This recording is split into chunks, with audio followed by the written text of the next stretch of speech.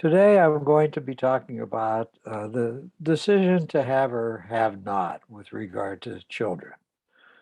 Uh, Let me observe that I've spent many chapters up until now talking about the complexities involved in trying to generate, live with, work through the problems of, and put together a sustaining marriage that has a chance to endure for some years to come. The one thing I might want to observe about having children is if we engage in the decision to have children, whatever have been the structure of understandings, practical work assignments, divisions of labor, whatever we have worked out that defines the textures of our marriage, if we are the married couple having a baby, by the time of the later stages of the pregnancy of the wife in the marriage, everything we have planned starts to get wrecked. And by the time the child arrives and takes up a space as a living organism, practically all has now collapsed. It's like a major remodel is going on in a house. You simply cannot keep doing the same things you've been used to doing with the same assignments to who the person is that's going to do them and have children because everything has to be reshuffled and worked through again, probably in many respects in a different way. Now, this is not a book on parenting. That would be a whole other book in and of itself. But I will make some comments about what kind of parenting is needed by the child, at least during the first few months of life, maybe from the time of birth up until toddlerhood, because that seems to me to be an extension of the decision to have had children. And maybe the best way to back into this is with an observation. There was a survey done by the US Department of Health somewhere about 10 years ago. I happened to read an account of it in the newspaper where research was going on about the sense of well-being.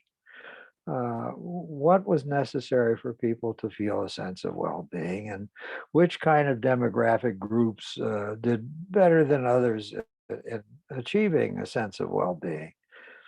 Uh, the, the findings of the study probably would leave a lot of people who don't know about this study grumbling because it turned out that the data were quite powerful and telling.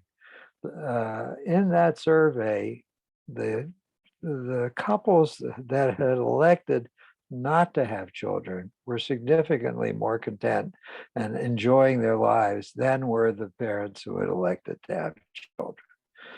That is a dirty secret that I will now share with my readers and listeners. Uh, do not expect having children to bring happiness and a sense of graciousness, and it does bring a kind of fulfillment, but that's a topic I'll get into in a while.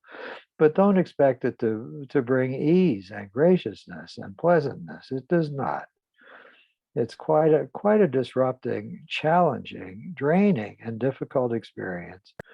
If anything, the experience is of learning total selflessness.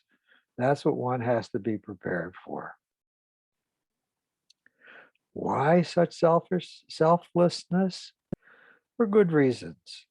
Of all living organisms, the human infant at birth is the most dependent, the least competent at getting ready to care for the self of any living organism. Horses can stand up after a few hours and start foraging for their food if need be, by the way. Humans are dreadfully dependent for a long period of time. So they require that the person or persons who are responsible for them, if they are not to die, have to keep very close watch on them and keep providing the kinds of support, nourishment, whatever else is required to ensure growth and development will go forward in a reasonable fashion. The child simply cannot do that for itself at a very young age. real individuation doesn't start taking place till around age 3, where the child becomes more and more capable of managing for itself, but certainly not at the moment of birth. It's even said that the brain development of children lags behind the similar development in other kinds of primates and lower organisms. And there is a reason for that. Uh, the woman's pelvis is only so big. It cannot keep containing the head size of an infant who would have much fuller brain development before it got born. So it has to come out, in a sense, prematurely. There are many pediatricians and others who talk about the human infant as every human infant is born prematurely. Most pediatricians wish that children could stay in the womb for another trimester, for another 3 or 4 months before it got born. It would be much better off, much more able to cope with being alive, and much more dependent, much more independent than what it is at the age that it's at. For example, the newborn human can't even support its own head. Its head flops helplessly on the brainstem if it's not supported by somebody else. All right, where do I want to go next?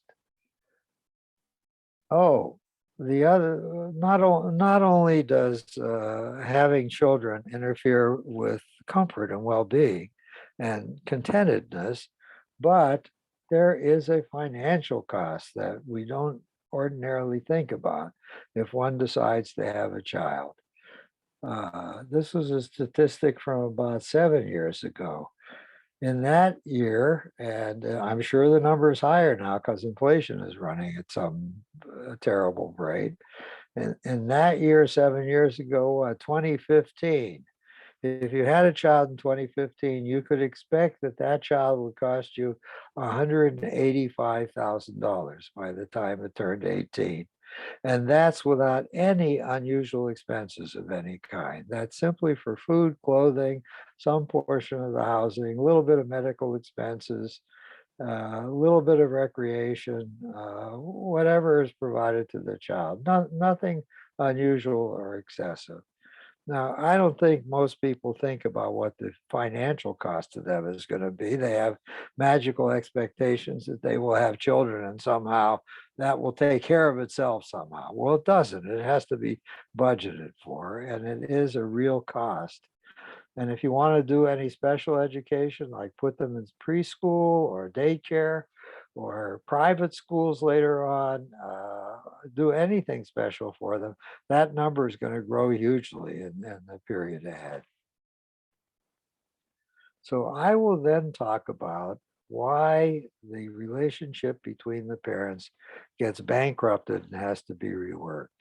I'll talk about two journeys: the woman's journey, who is going to give birth to the child, and the man's journey, who has to be her companion in welcoming the child into the universe. And I think I'll probably have time.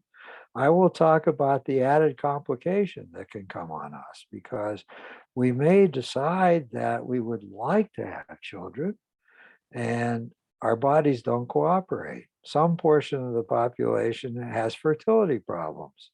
They've made an agreement to start the process, but it doesn't take place. So I will talk about the complications that make all of this even more challenging when I get to the right point in my narrative. The woman's journey, both journeys, let me back up. Both the man's and the woman's journey is complicated by cultural expectations. If we announce to the world that we have decided we're going to try and get pregnant, everybody applauds. Everybody will act like they think it's wonderful. This is a terrific thing you're doing. How we're going to have an extra child now born. I don't know a culture that isn't oriented towards treating the arrival of a newborn child as something magical and wonderful that's going to happen. Nobody ever says you should think 17 times before you make that decision. That may not be a good decision to bring another child in the world. I think birth rates are falling, and more individual couples are deciding not to bring children into the world, and that's fine. That's certainly a usable option. And if the research says anything, it says they'll probably be more content than the couples who decide to have children. But it is stigmatized to make a decision not to have children. The parents of the young couple will start nagging, "You owe us grandchildren." There is cultural pressure that's put on. Other people will say, "You're being selfish. What's the matter with you? You owe it to bring another child, at least one more child into the world." So our culture still esteems having children as the natural destination of young adulthood. Part A is to get married, and part B, soon thereafter, to begin to give birth to additional children who will populate the earth. Now, because of cultural pressures, it is very hard for both either the male or the female to talk about things that they are experiencing that actually have them suffering. They have to hide their suffering, and they have to put on a good face of happiness, eagerness, and expectation. That's what they're expected to radiate when they're in public with other people. There are even couples who won't talk to each other about the distress they're going through, the shadow side of the journey towards parenthood, because they don't want to upset their partner, or they're ashamed of having a shadow side. The shadow side is composed in the woman's case of many elements. No, I'm going to back up again. For both of them, before I differentiate them, the shadow side contains a whole bunch of fears. There's fears that the child will be born damaged in one way or another. There are fears that it's going to inherit bad traits or really terrible things from one or another ancestor. There are fears that there's going to be miscarriages. There are fears that there's going to be in utero injury of one sort or another. There are fears that the baby will get damaged in labor. And then there is a chilling fear. There is a fear that's quite common, is that the parents have to stop engaging in intercourse because the thrusting of the penis into the vagina is going to harm the baby. It's going to bludgeon it or hurt it in some way. So intercourse has to be stopped. That is a old wives' tale that's quite common and believed by many people.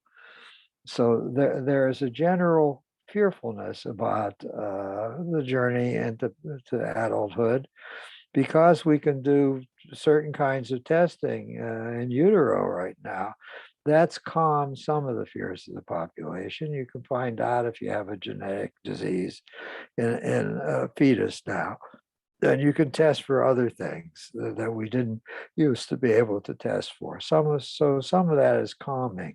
It now centers more not necessarily on biological illnesses of one sort or another appearing in the newborn child, but usually serious what's called mental health problems. So there's a very depressed relative somewhere in the family tree who committed suicide. As the infant could inherit the propensity to be suffering and depressed and wind up committing suicide. If anybody has been psychotic and hospitalized, oh my God, is this kid going to be a psychotic who've grown up or even earlier show signs of psychosis? The fears can be quite intense. And often the person having the fear suffers in silence. They don't dare speak about it. They don't want to think about it. They try and lock it away somewhere and get rid of it. Now I can turn and talk about the woman's journey. She has both emotional distress and she has physiological distress awaiting her as the pregnancy starts. Some physiological distress. This is an ironic fact, but the better is and the healthier is the pregnancy, the more likely she is to experience a lot of morning sickness. The morning sickness is caused by the same hormones that produce a good attachment to the uterus and a healthy placenta for the baby. But it does bad things through the mother's digestion and sense. I know our poor oldest daughter, when she got pregnant, she couldn't even eat much of anything. I think she could eat mashed potatoes. She could have oatmeal, and that was about it. It had to be very bland. Even the smell of food of any other kind would make her feel like throwing up. Fortunately, she didn't throw up very much, but she was miserable starting at about 2 months and a half of her pregnancy, until the 6th month before the morning sickness started to calm down. And there are no drugs that I know of that can be taken to mitigate it, because whatever you would take would be bad for the developing fetus. So you have to tough it out and live with it. Then there are all kinds of other physiological things that happen. Varicose veins are not uncommon, caused by the pregnancy. Hemorrhoids are very common in moving into pregnancy. Stretch marks are common as a result of the pregnancy. And I've forgotten what the other frequent things are. There are more than those, but those are miserable enough. So now this plays out in a different way. Well, breasts start filling up with milk and getting pendulous too. So the young woman who's about to become a mother now is worried. Her body is changing. Her hips may be broadening.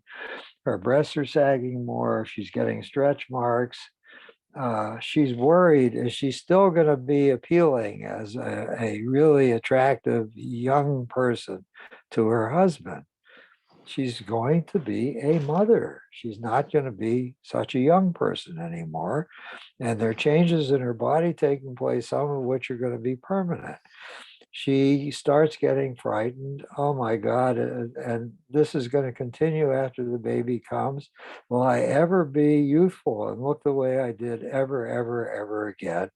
And is my husband going to leave me for a younger woman? Is that what's going to happen as a result of my getting pregnant and giving birth to a child? And that fear can be quite consuming and quite painful. And as I said, often it's not talked about with the partner at all. It's lived with in private. It isn't even talked about with friends or relatives. It's just kept to the self.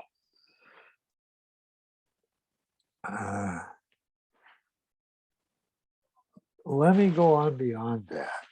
The last trimester of the pregnancy is a time of great, that's too excessive, significant physiological distress.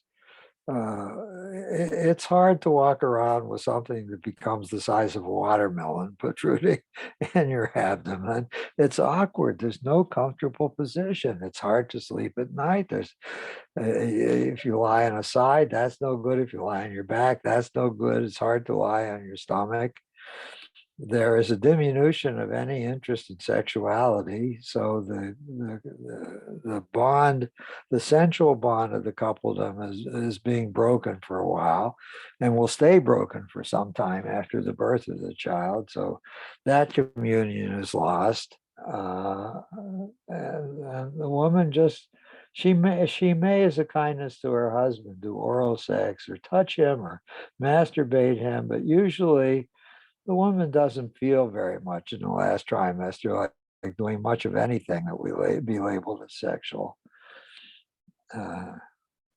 Now she goes into labor, and hopefully they've taken a Lamaze class or something so they know how to be together and prepare for the delivery of the child. But one of two things is going to happen. Either there's going to be an episiotomy, where there's a scalpel used to enlarge the opening so the baby can come out easier, or the physicians simply allow natural tearing to happen. By the way, the desire to return to nature is beginning to become more common, even among OBGYNs. There is now research data that suggests that if you just allow whatever natural tearing is going to happen as a result of the delivery of the child, that heals quicker and faster and with fewer infections than trying to cut the opening larger. That's, it may seem like a good intervention, but it isn't really. So the woman gives birth to the child and then has a damaged opening that she's walking around with and in some pain as she tries to welcome the child. Getting attuned to and beginning to nurse is often complicated. There are lots of nursing coaches now that come out and try and help women who are finding it hard to keep the flow of milk going in a reliable fashion after the baby arrives. And of course, that's very scary. And some women just don't like their breasts suckled by babies and would prefer to use formula. I guess as I've gotten older, listened to many clients, read the things I've read, I still stand in favor of doing as many things as natural as possible. We did them over the eons of the evolution of the human race. I think breastfeeding is probably much better for the child. I don't know if it's necessarily better physiologically, but it is better psychologically. If we can talk about the early psychology of the child is lying in a comfortable position. The child is taking in the mother's face along with the whatever is the nutriments that are coming.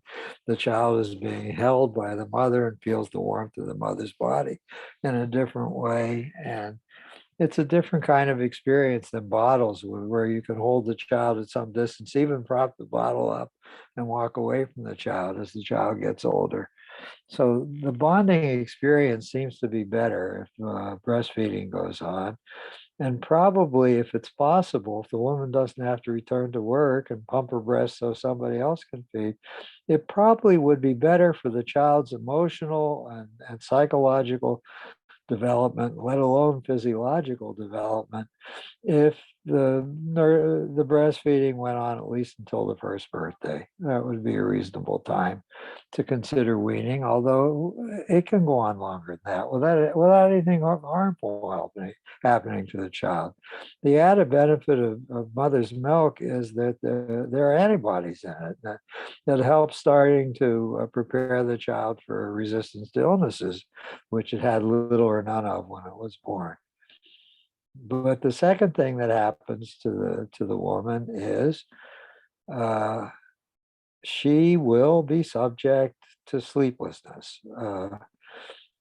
The average child gets up somewhere between every 3 or 4 hours, needs to be fed.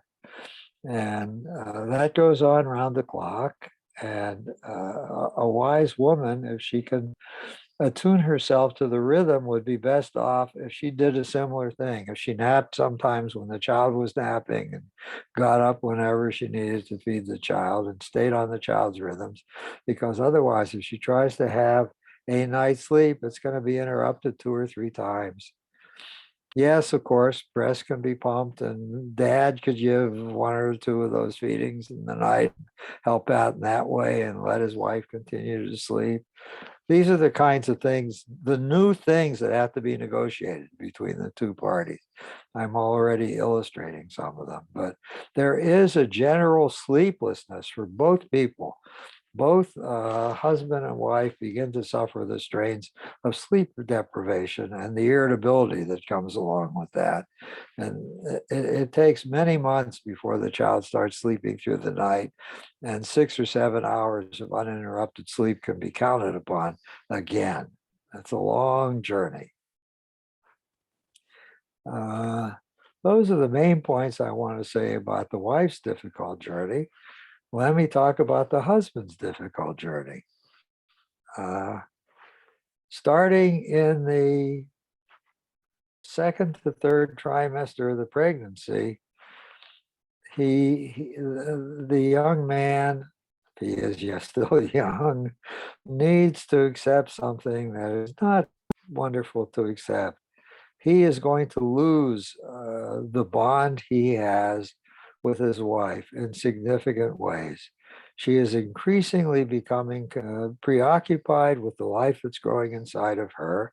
She's already starting a fantasy relationship with the infant to be. After a while, after 4 months, she can feel a kicking inside. So it begins to take on a personhood. And she imagines interacting with it. She just trying on possible names. She has private, secret conversations with whatever is inside of her, and she's beginning to admit a third person into the household, even though the third person does not exist as other than a fetus in her womb for the time being. So the husband is beginning to have to share his wife with new life. In addition to that, she becomes, by the third trimester, very preoccupied. I think there is a nesting instinct in the woman. She begins to think about, where is the baby going to go? What are the supplies that need to be accumulated?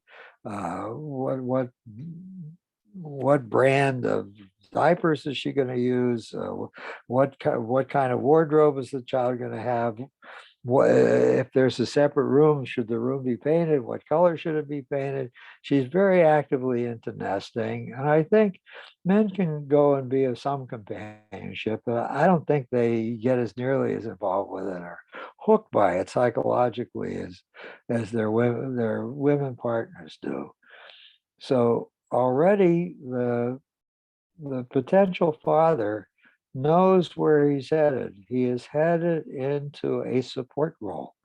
His challenge will be to respond to the needs of the woman and then of the child that's being born, to be as supportive as he can, to be a complement to his wife's efforts and his own needs. He's on a journey of selflessness too. His own needs for companionship, for caretaking from his partner, from support, from interest and involvement of his partner are being severely reduced by the third trimester of the pregnancy and on into the aftermath of delivery of the actual child. I'll give my listeners a sad statistic. 20% of first time married, first time becoming parents, males in marriages, 20% of them go off and seek intercourse with some other partner than their wife. Maybe with a prostitute, maybe in a massage parlor. They may actually start a love affair with another woman, but they cannot stand the loneliness and isolation and disconnection, and they have to do something to try and fill in the gap and soothe themselves. And for those of us that are therapists and have had the experience, there's no greater torment that can show up in an office. Maybe a horrible cancer in a small child. Maybe that's a more horrible torment. But a couple who's struggling when the wife is in the second or third trimester of pregnancy and she's discovered her husband has been unfaithful to her, that is really horribly devastating. And if the man has anything like an ordinary conscience, his having been discovered devastates him too. He's filled with guilt, shame at his own behavior, and he's in a very, very bad place. The repair work of trying to get that moving on the part of the therapist is quite complicated and intense. And it's surrounded by a lot of suffering by the people who are in this disaster. So then the husband has an extra difficulty. Two of them, they're all tied to the same phenomena. He is experiencing the phenomena. He's watching it unfold with his wife. She is deeply bonded with the child. The attachment between the two of them is very intense. He probably had a similar experience when he was an infant, regardless of the women's movement and men paying at least lip service to the fact that they want to co-parent with their wives. Still, the primary person in the life of most growing children is not the father, but the mother. and they have to be intensely bonded in the beginning, and they stay more bonded and involved raising the children than do their husbands over the years ahead. So for men, the journey into adulthood usually takes place in the following fashion. Mother has been the primary caretaker, rule setter, trendsetter for the household, and the young man, as he liberates himself and goes into adulthood, has to push off against mother's authority and take up his place in the world. But his biological destiny, if he's heterosexual, calls on him to turn around then and to surrender to a junior version of his mother. He has to start allowing himself to be influenced by a young woman and to be responsive to her and often to do what she wants rather than what he wants. And that's a struggle for him. His one benefit is that she can be his loving sexual partner. He wasn't, unless it's a very strange family, he wasn't able to do that with his mother. He didn't get the comfort of being able to have his mother as a sexual partner when he was at cross purposes with her and finding the way back through the sexual communion. Now he's stuck because he is with his what used to be his young beloved, and now she's a mother. So to use coarse language, he has to overcome the incest taboo. He has to become a motherfucker if he wants to have sex with the young woman who is now a mother and his companion.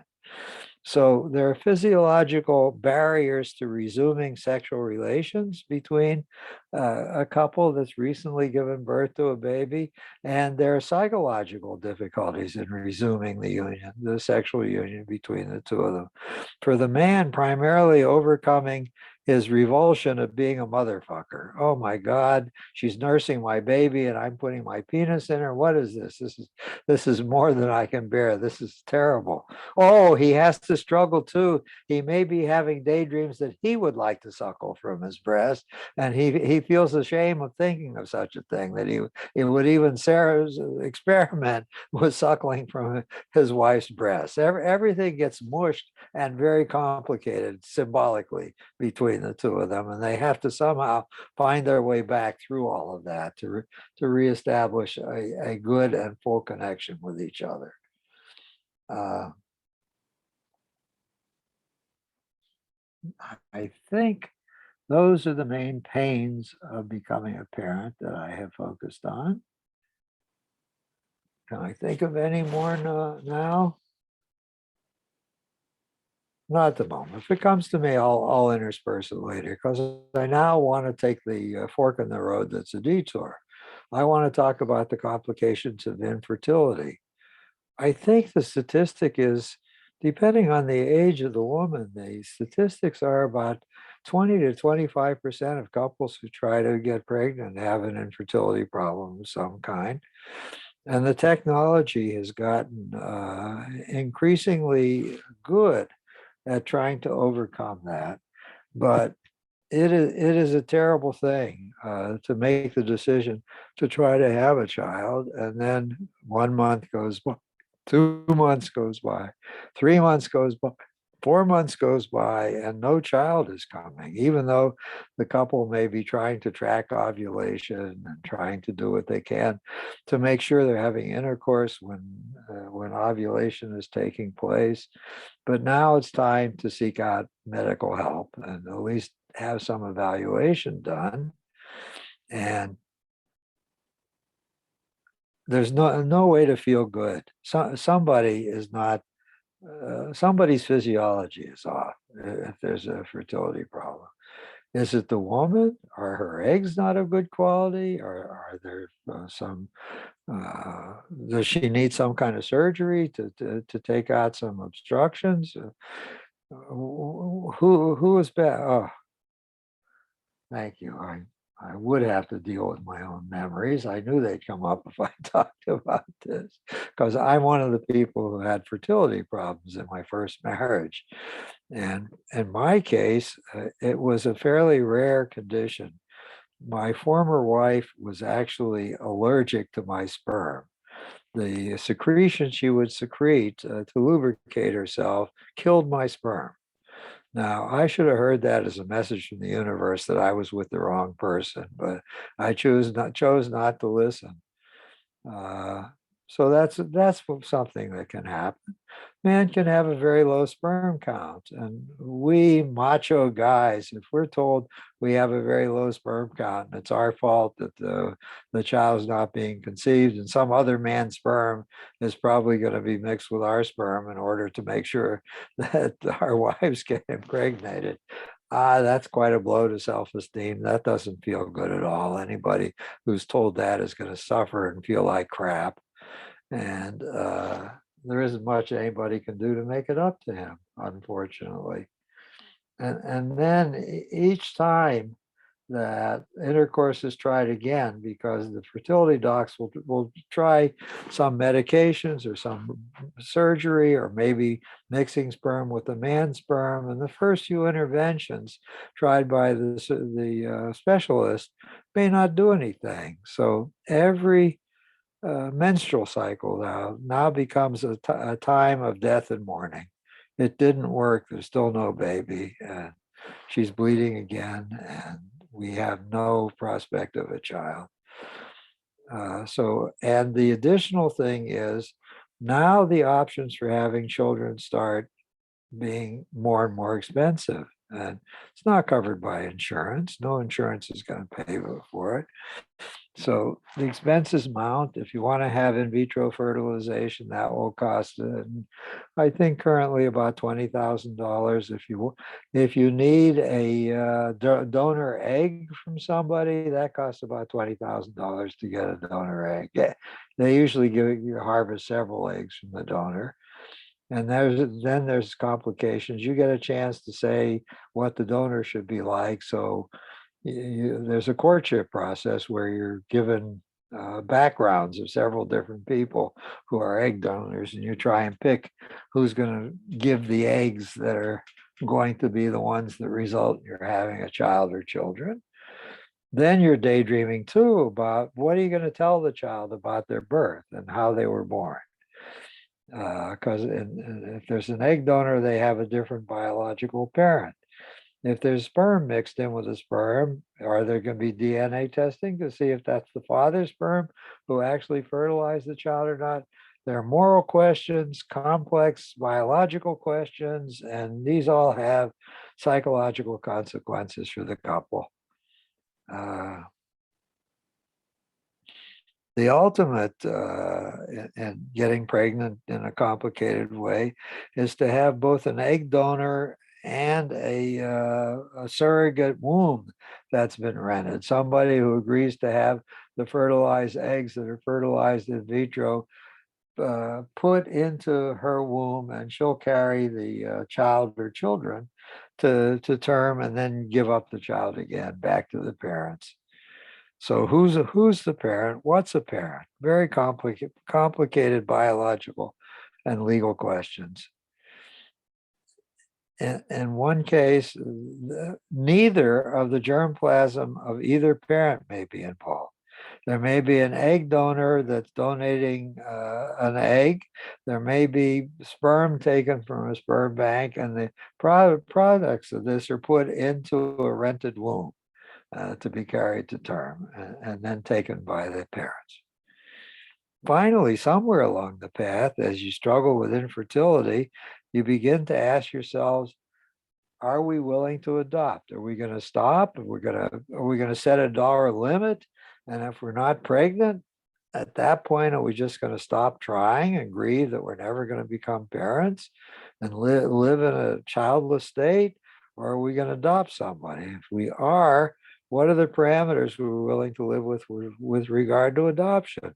Would we adopt an older child? Would we adopt a child from a different race?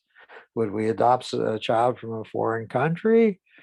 Would we adopt a child that's been in foster care for a long time, or maybe passed from pillar to post in several different foster care installations? Take a chance on having a lot of emotional damage in such a person? What are we talking about when we talk about adoption?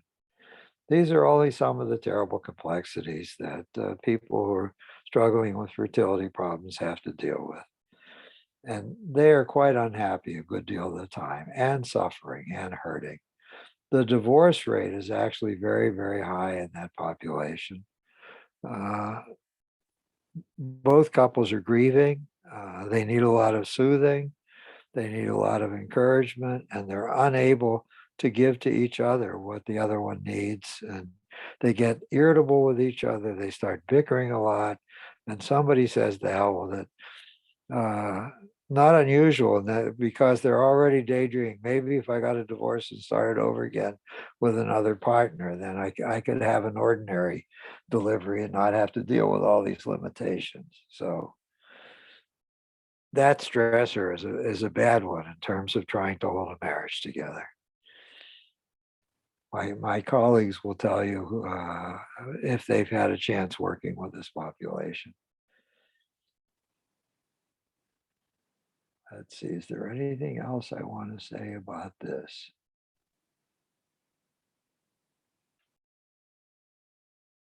Okay, this will be a shortest chapter. I've vented my spleen. I will say the following because I would like to be a balanced person. There are delightful things about having a child. The culture says that looking at a sleepy baby who's contented and cute in the crib is one of the joys of the world. It certainly is. It is delightful. There are a few things about children, and there's an increasing number of things about children that are really a kick and delightful. I wanted to highlight the shadow side of becoming a parent because it's not talked about enough. And people go into this enterprise without knowing about what's going to be stressful, what is going to be terrifying, what's going to bother them, and what they're going to have to adapt to. So I spent my time focusing on that. Uh, and now a personal story has occurred to me. I do have something else to talk about.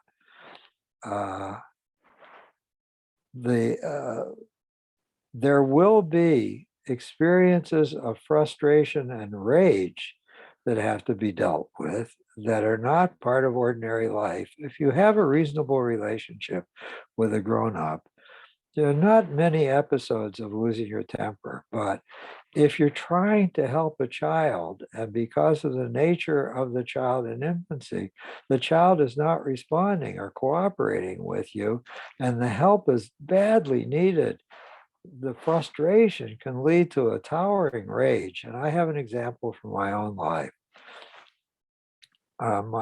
We adopted children because we couldn't resolve our fertility problems. And the firstborn child we adopted was 6 weeks old when this happened. Up until then, his mother, my first wife, had been hovering constantly over him, with him, because she wanted to make sure he would develop well. God bless her. And I was being a very noble adoptive father because I was not breastfeeding. She was not breastfeeding. We were feeding formula. And I wanted to be a good caretaker. I took my role as being supportive of his life and her life and the bond between the two of them very seriously. So I told her I didn't care how many hours I was working or what I was doing.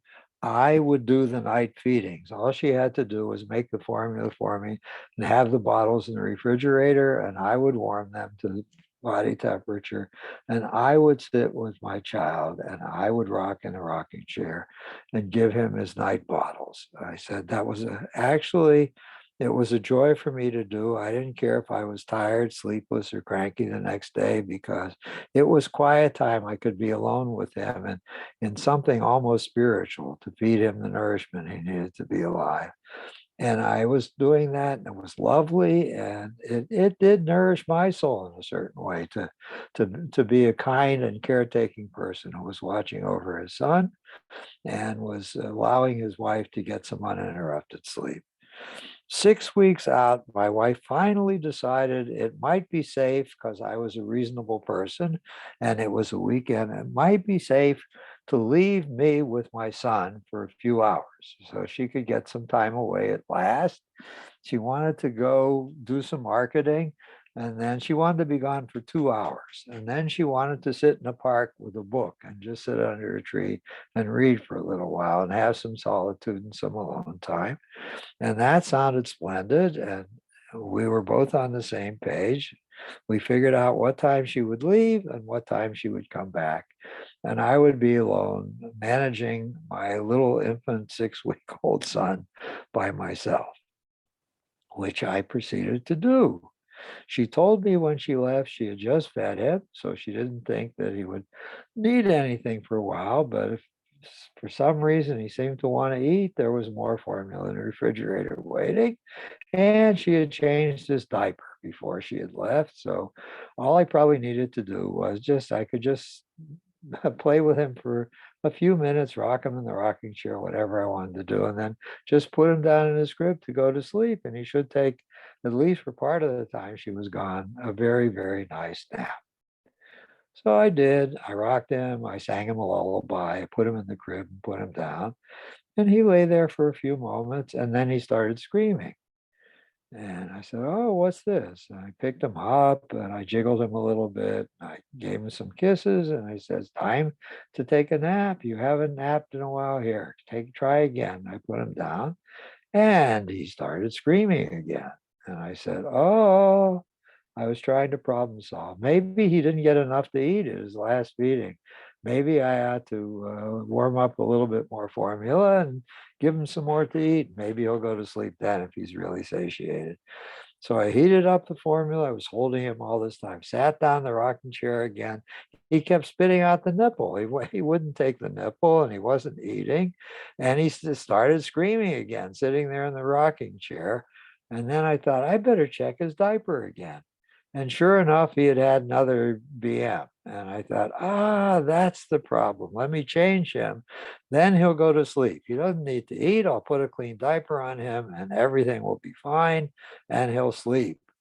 Back then, we didn't have any disposable diapers. We had a diaper service, and they brought a big stack of cloth diapers to the house, and they brought a diaper pail with a deodorant ring inside to take the stench away. And as the diapers got full, we were supposed to shake out the fecal material into the toilet and flush it and put the soiled diaper in the diaper pail. And then the diaper company would come once a week and pick up the pails and give us a fresh pail and clean diapers. Simple enough system. So I picked him up. I got his diaper off. I put a fresh one on. I was holding him, jiggling him, and I was dipping the soiled diaper in the toilet, trying to get the BM out of it. And I reached to flush the toilet and I slipped and let go of the diaper. And the diaper went down into the sewer line and the toilet started overflowing and was stuffed by the diaper that I had lost. And the baby starts screaming and screaming and screaming. And I wanted to take him and take him by the heels and beat his brains on the wall and crack his skull and watch the brains running down the wall. I was so frustrated, so out of control, and so helpless with the water overflowing from the toilet and the child screaming and screaming and screaming. I didn't do that, but I began to have compassion for child abusers. I began to feel what it is, the loss of any power or control and the helplessness that turns into rage. I visited it in myself. I believe it's part of all of our human equipment. And I'm not so surprised anymore. There's so much child abuse in this world, particularly if you have crazy ideas about how children are supposed to be behaving or what they're supposed to be doing and they're not doing it. They're screaming while you're yelling at them. Oh my God. Fortunately, I didn't beat out his brains. I took him for a ride in the car because rides in cars are supposed to come for children. That helped a little bit. And he still was whimpering, sort of. And then I decided I'll just rock him. I sat him in my lap and rocked him back and forth. finally, my wife came home and she said, "Have you had a nice time?" I said, "No." And I told her what had happened. And she said, "You've kept him up too long. He needed to go back into bed." So she picked him up, turned him over, put him in bed, and he was asleep in 10 seconds after all of that. Ah. So that's another thing you have to get ready for if you're going to have children. You're going to have to manage your own rage and frustration frequently. People go through that with dogs too. They want to start kicking their dogs because the stupid dog is not doing what it's supposed to do. Or shove the dog's muzzle into the BM because the dog shouldn't be making a BM in the house. Those are not good maneuvers. Uh, all right. On that wonderful note, full of BM. Oh, by the way, I did get the diaper out of the sewer line. I went under the house, opened the sewer joint, and fished it out with a wire coat hanger, and put the sewer line back together. I was handy. Was not one of my better days. All right, I will stop here with this chapter. I've said enough, and I'll open it up for any comments that anybody wants to make. Well, on a quick note, I would say I often tell young couples before they have a baby, I tell them get a puppy first. Yes, You that's a know, very and nice see one. what that is like. Yeah, see how you guys work with it, and what it's like to get woken up at 2 in the morning because the puppy's crying and it's pooping in the wrong places, and see how they handle it because Very it nice. yeah. If they could actually babysit for a relative's friend for a weekend too, that's a nice thing for them to do. Mm-hmm. Yeah. Because nothing can prepare you for that horrific moment of realizing Oh, it's thanks. forever. It's never gonna Yeah. stop. Thank you for reminding me. The statistics are that in our culture, at least, most young women who give birth to a child have had no responsibility at all whatsoever in their lifetime for caring for Mm, children. yeah. They I, have I, to have had younger siblings that they've been handed child care responsibilities hmm. for, some other relative, or been a babysitter for infants as part of their growing up time. But most of them have had no experience being responsible for a child for many hours at a time. I want to imbue another perspective, and it's one of a little bit more positive, Okay. of a partnership, anticipation of joy, motherhood, Yes. fatherhood, one of bonding and Yes. vision of kind of like family. Certainly no pain, no gain in the process.